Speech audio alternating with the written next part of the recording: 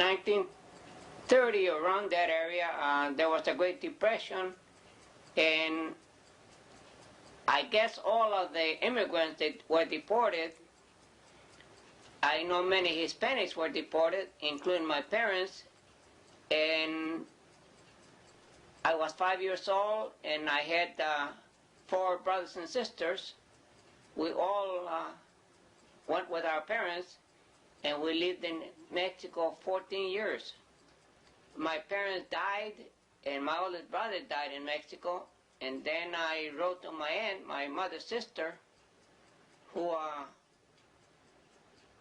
wrote back to us asking us if we wanted to come back, and after we told her that we wanted to come back, she sent her oldest daughter to get us. That was in 1944.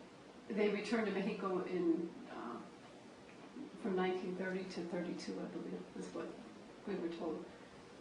But the only way that I knew that that had happened was because I had studied it, and I had little bits and pieces of clues that they had returned to Mexico, but nobody knew why or talked about it too much.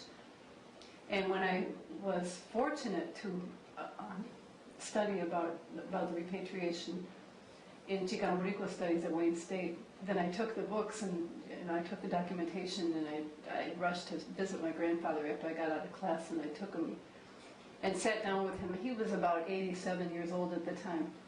And I showed him the documentation and said, look, this is what they're saying happened. Is this why you took the family back?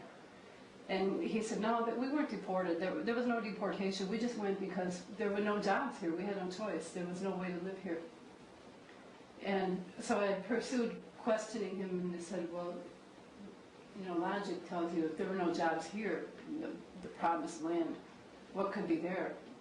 The conditions that they described all the time when they talked about Mexico were just ungodly conditions of starvation and poverty and just really torturous conditions. So I thought there must have been some reason that they went back. They wouldn't voluntarily have gone.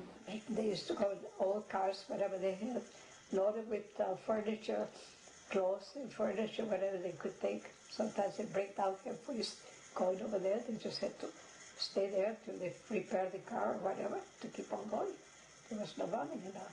To work at Ford, to work in the railroad, to work in the sugar beets, to work in the steel industry, all these places where our people were needed to fill these jobs, and then when the time came that they were not needed and they were sent back.